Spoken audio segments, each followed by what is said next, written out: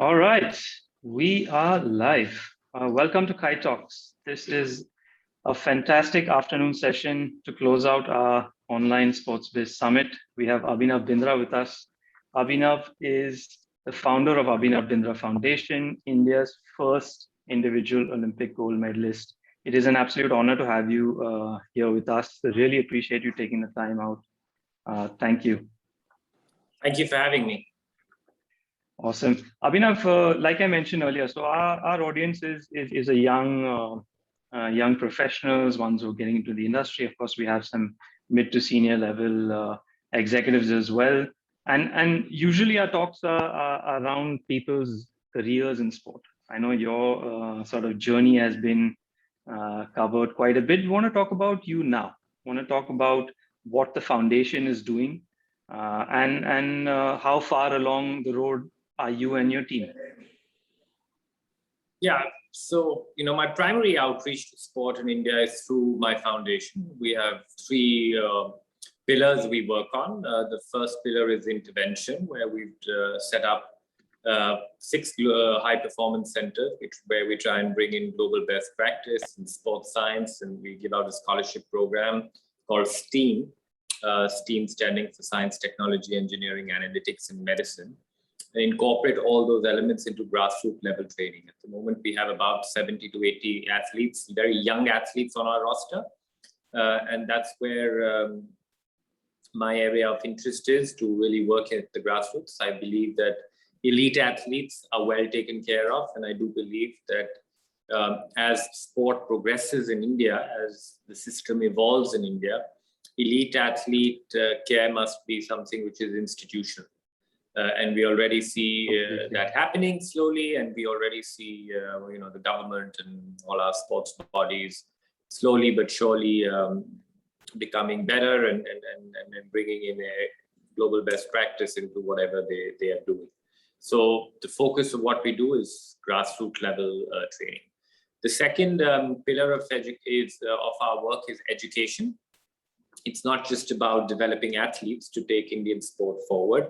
It is about developing the ecosystem that surrounds athletes.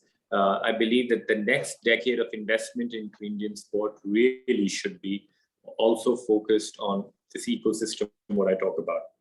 For that, we've set out the Abhinav Bindra Sports Medicine and Research Institute. We started doing a lot of research on Indian athletes. There's hardly anything documented on Indian athletes ever. So that is a start. We've already started out with bachelor's and master's degrees in physiotherapy and sports science. Have a very good international faculty in place, where we again try and bring that global best practice into teaching and learning, so that we can slowly but surely build the various verticals of this ecosystem that surrounds the athlete. The second area of education is governance. Again, something which we've talked about for decades in India, is perhaps in a bad way, or the lack of governance. But at the end of it, we have to do something about it. We have to do something to empower our administrators. We have to do something to empower the day-to-day functioning of Indian sport and bring in quality into the day-to-day.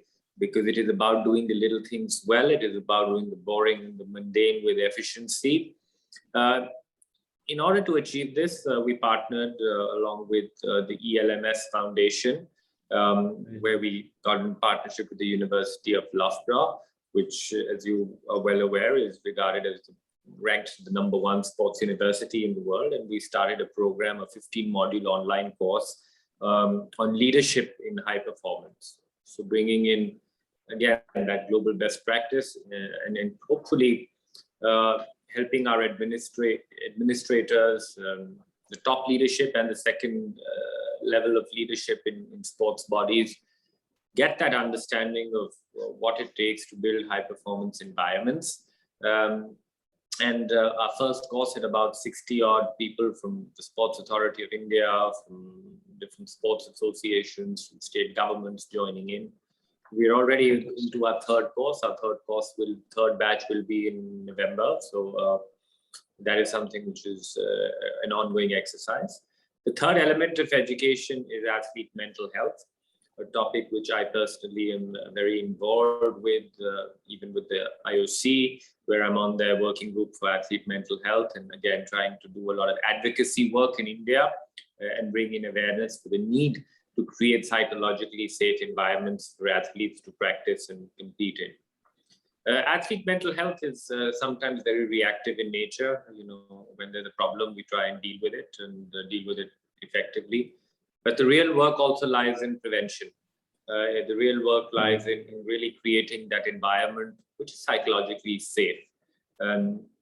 Athletes, and I too, are very guilty at times, and I'm one of them, of putting all eggs in one basket and perhaps believing in the equation that a gold medal equals happiness, whereas happiness really has to be the gold medal there. The third and last pillar of our work is using the power of sport for societal good. There I'm very proud and very, very interested and very motivated at the work we're doing. Our first project was an international project with my former rival and now good friend Nicolo Campriani from Italy, three-time Olympic champion, works for the IOC for a few years now. And we started a program in Lausanne where we started training 3 refugees and tried to make them Olympians and attempted to make them Olympians. The project was a great success with 2 of our refugees now becoming Olympians. They were part of, one competed under the flag of Afghanistan and one competed under the flag of the International Refugee Team. For anybody interested, the project is well documented in a web series called Taking Refuge, available on the Olympic channel. So anybody interested to see that journey, which is super inspiring, I'd encourage you all to go visit it. But it was just a great reminder on what sport can really do to us and how sport can be used to change people's lives in a positive manner and influence people's lives in a positive way. These were individuals who were going through a tough time in life, gone through immense hardship. And when they took to sport, slowly but surely their lives started changing. From being very low and very quiet, suddenly you saw a spark in their eyes and a smile on their faces every morning when they came to the shooting range to try and train and try and get better. So leveraging on the power of sport is something I really believe is important. And our second project, which is an ongoing project, is of course to spread the values of Olympism in India. I believe the Olympic Games is not just a sports event, it's much more, it's a value-based proposition, it's a value-based organization, but the games stand for much more than podium finishes and gold medals. The real value of hosting an Olympic Games is to leverage on the power of sport, to leverage on Olympism, on respect, friendship, and excellence, and finding a way through sport to perpetuate that into larger society.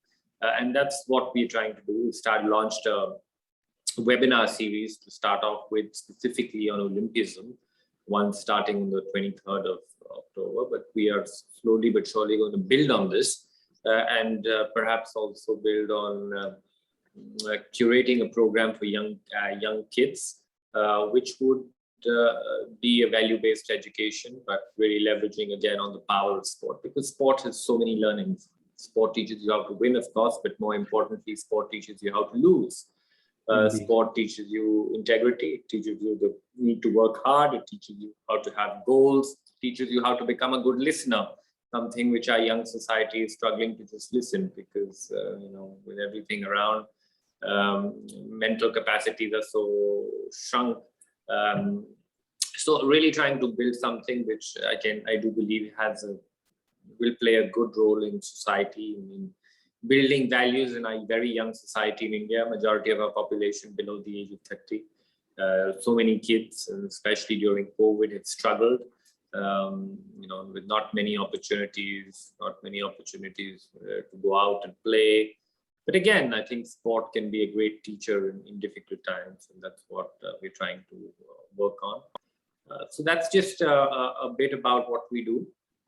Something I'm quite passionate about. Of course, I'm involved in my own businesses, but I would say I devote 50% of my time to philanthropy and the work of my foundation, because I believe it is for me, it's something extremely fulfilling. I've received so much from sport, and I do believe it is my responsibility to give back to sport in some meaningful way. No, that's amazing, and I love how you mentioned the gold medal needs to be happiness, and I think that's really key. What's the, I wouldn't say day in the life of Abhinav Bindra, but what's the week? What's your, how do you set out your priorities, and where do you focus in terms of from the foundation and from the work you're doing in sport? I mean, our listeners would love to know how you spend your time. Is it on ground with your team, with the athletes? Just maybe tell I'm us a not. little. I'm not so hands-on with the athletes because I certainly don't have the capability to deal with them. So of course, we work with through professionals and professionals hired at our various centers who are the primary people really working with them. I do work with the athletes and sometimes in mentoring if I'm asked to. I'm not the person who forces and thrusts myself upon and my ideas on others. But sometimes athletes do reach out to me, and I make it a point to not show them the way because I don't know their way. They have to find their own way to success. But I do share my experiences with them. So that does happen off and on. But a day in my life is pretty ordinary. Not certainly as exciting as what I was when I was an active athlete. But I still do enjoy what I did. My sport was a boring and mundane and repetitive one. And my current life would give that boring and mundane good competition because it is pretty similar in that nature. But again, as I said already, 50% of my time during the week is devoted to the foundation. And of course, the foundation has all these activities. So there is constant to that. Also, finding partnerships for the foundation is something which is a priority at the moment, especially we're all living in challenging times and we have to find sustainable ways to keep this aspect going. All our projects, for example, I do try and find sustainability in them. Of course, we look for partnerships and we are very fortunate to have some donors who believe in what we do. But all our programs have to have some degree of self-sustainability. So also try and build some models around them where they can also stand up on their own feet. Of course, any revenue generated from any of these programs or our centers is again plowed back into the not-for-profit scenario, what we are. But important to find that sustainability, which is challenging in today's times. And my current day focus is trying to at least cross these difficult bridges, which we've come to at the moment. But I'm confident that sport in India is growing, and I think Olympic sport has certainly captured the heart and minds of many millions of Indians, specifically after Tokyo. I think it's been a very exciting Olympic Games to watch and really be a part of. So I do believe that we will be able to find that adaptability. I have personally had a few other roles that I play. As I already told you, I run a business of my own, which takes away some time. I'm also I'm on some board positions. I'm an independent director at Bajaj Auto, so fair amount of time goes into that as well, off and on. I'm also a member of the IOC's Athletes Commission, which is, of course, something which I'm passionate about, but something which is a hands-on type of job that the profile needs. So a lot of time and effort also goes into that. So a lot of calls, of course. Travel has been restricted in the last year or so, but I was traveling a lot even for the IOC before COVID. But again, it's a role which requires time and energy. So between everything, I think my hands are pretty full. I mean, apart from the professional side, I know you spend a bunch of time, like you mentioned. Is there any sort of must-dos for you during the week, like yoga or cook a meal, or just to sort of take your mind away from those things? Oh, I do continue with a lot of my fitness work. I make it a point to go for a run 6 times a week. I am Wow. doing that quite religiously, and I think the last year and a half has been pretty good for my fitness routine, because before that there was so much travel. I was traveling 20 days of the month, and it always became very challenging to maintain my fitness goals and my fitness routines during short travels. But now that there's hardly been any travel, I don't really have an excuse. So that really has taken priority, and that is almost a must do for me on a day-to-day basis. My day starts with that. So Awesome. on a day I miss it, I really feel it, and I don't really have a good night's sleep when I've missed my fitness session. So that area continues. Nice. Abhinav, you have a masterclass, correct me if I'm wrong, on winning mindset, something we can find, I think, on your Instagram, and the links are all over. Tell us about winning mindset in a nutshell. Well, it's I know you can't put it into a nutshell. Yeah, I know. Nutshell, but again, it's about sharing my experiences from sport, and I again touch upon the points I've already made. Sport has taught me so much. It of course taught me how to win, but it really taught me how to lose. It taught me how to work with different people. Very interesting that I had so many different professionals I used to work with in my team. Some I got along with, some who I did not get along with, but continued to work with them. Sport taught me how to have a goal. It taught me how to pursue that goal. It taught me integrity. It taught me honesty. It also taught me how to motivate myself. Sometimes we all have big goals, and over time, our drive to achieve those goals keeps changing, and we have to remain mindful of our changing selves. So in a nutshell, my masterclass really talks about my overall experiences in sport, and hopefully translates that into day-to-day life. So I believe that it's not just something which is targeted towards athletes, but I think it's something which is something which hopefully anybody pursuing any kind of high performance or anybody pursuing excellence hopefully benefits from. Awesome. I'm just going to jump back to the foundation. I know you mentioned this team scholarship. How are athletes sort of eligible for that, and how do you guys do a process in terms of finding the right athletes you guys want to work with? So at the end of the day, we provide a service, right? I mean, we are not taking care of all elements of athlete training. We're not giving them technical training. If a badminton player comes to us, or a shooter comes to us, or a track and field athlete comes to us, we're only looking at a scientific intervention. We're only looking at the recovery. We're looking at their injury management, if there is. If we're looking after their performance enhancement using technology and science. So we work with a network of academies across India, wherever our centers are based out of. For example, one of our centers is in Bangalore at the Padukone Dravid Center for Sports Excellence, which houses 5 to 6 sports academies. So we work in close partnership with them. We have a center in Pune, so we work, for example, very closely with Anjali Bhagwat's shooting academy, and so on and so forth. One of our centers is in Odisha, in Bhubaneswar at the Kalinga Stadium. So we work very closely with all the HPCs which have come up, but also with the state level athletes, the state government sponsored athletes. So it is working in partnership, in collaboration with all with different stakeholders. Sport is all about finding its collaborative spirit. For far too long, I think sport in India has developed in silos. And I do believe that that's not something which will help us reach our aspirations as a sporting nation. So we try and build partnerships. We try and collaborate with different people. In terms of picking the athletes, we have a scientific test and everything that we go through, through all our technology and all of that kind of stuff.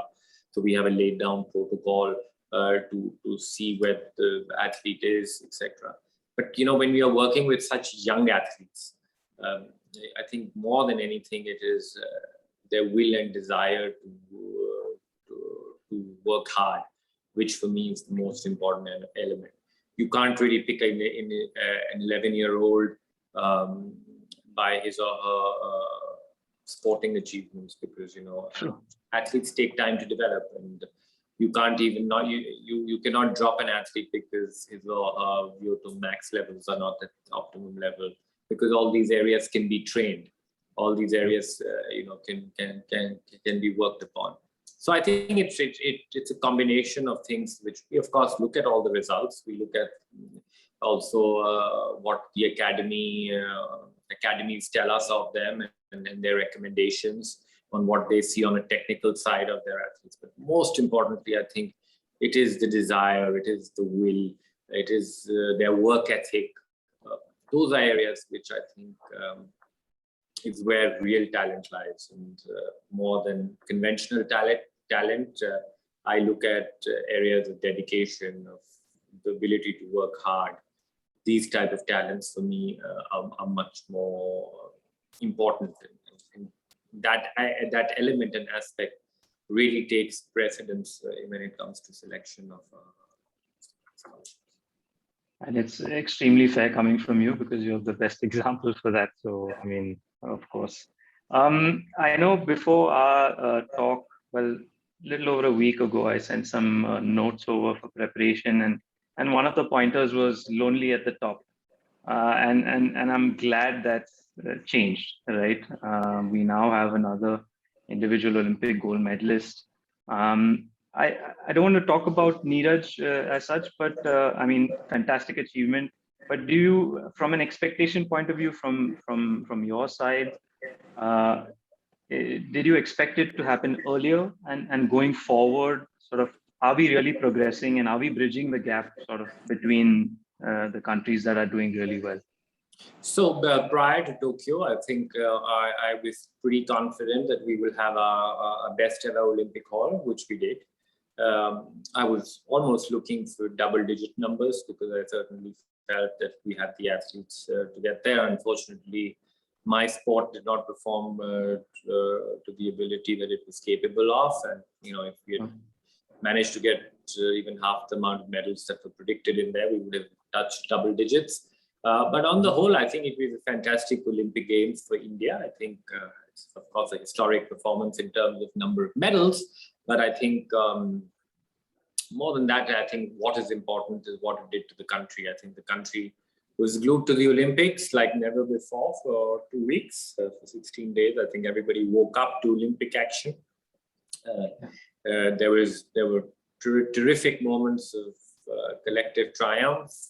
When a hockey team, the men's hockey team, won that bronze medal after 41 years, how it united the whole country. There was collective heartbreak as well, which is also very important for our country to understand and to live with. When our hockey girls just missed out on that bronze medal, that taught us something. It taught us how to lose, and gave an incredible life lesson to the entire country and to all our young viewers who probably watched.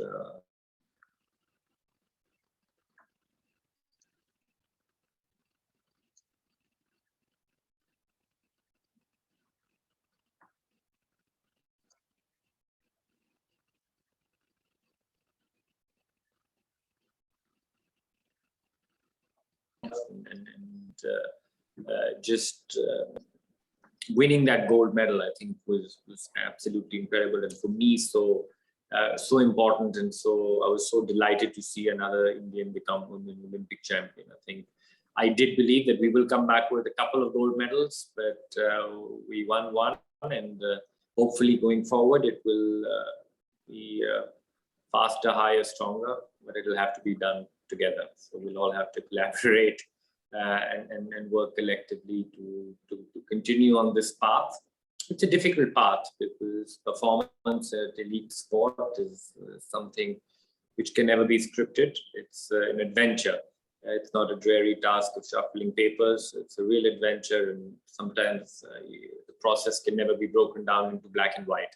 There's always an element of gray in there, and we just have to continuously work on improving systems in India. We have to continuously work on improving the processes in India and learn from failure, learn from the good things that happen, learn from the mistakes that we make, and continue to move ahead. I think the next cycle will be a challenging cycle because it is a shorter cycle. It's only 3.5 years. Normally after an Olympics, an athlete has a year to reset, to work on skill, to really train. But this time around, in 5-6 months, Olympic qualifications already start for Paris. So it will be challenging, but I'm sure our athletes and our system all around will be ready for the challenge that awaits. No, you're completely right. I know you mentioned this earlier about it being close to your heart, which is mental health, and obviously the new cycle, like you said, 3.5 years, short period of time, and obviously given what's happening in the world, pandemic, and how do athletes prepare from the mental point of view now? I mean, there's so much going on in the country, and who needs to sort of step up? I mean, at the end of the day, I know organizations, even the government is doing as much as they can, but at the end of the day, we need to sort of have the athletes at the forefront. Yeah, I think what the realization of the whole system needs to come to is that human well-being has to be at the heart and center of high performance. I think there has to be a humanization of the athlete. I think for far too long, the system all around the world, and I'm not talking India specific, but every system in the world is being too focused on the element of performance. So whenever the mental side of the athlete has come into play, it's all about how does he or she get better in performance, but never about if he or she is all right mentally, or to make sure is recovering mentally or is in a healthy state mentally. I mean, the physical aspect of the athlete is always taken care of, is assessed a couple of times a year, but you also have to look at the mental side, and mental health is health. So a priority has to be given. And I think it's not just about athletes, it's about the entire ecosystem which surrounds the athlete has to be made aware of how to create these psychologically safe environments. It really has to do a lot to do with the environments. We really get focused on results. And that is fair to an extent, but sometimes lives are totally dependent on when athletes start to measure their self-worth relation to where their name appears on the ranking list. I think that's when we're in trouble. So I think athlete is much more than that, and we have to develop systems which makes sure that we develop as human beings. We develop as holistically as human beings, and not just as athletes. And there, I think what is very, very important, specifically to a country like India, where slowly but surely our numbers in terms of participation in elite sport are growing. We have a lot more younger people participating in sport and taking sport up in terms of as a career or of sorts. We have to be responsible to them, because what happens when a lot of people take up sport at a young level, we're also going to get a very big number of athletes failing in sport, because that's the very nature of sport. We need to equip these athletes with a dual career. We need to skill them up for their life after sport. We need to ensure that education is part and parcel of the overall development of the athlete. So I think it's a lot to do. Mental health, of course, is very individual and dependent on a person.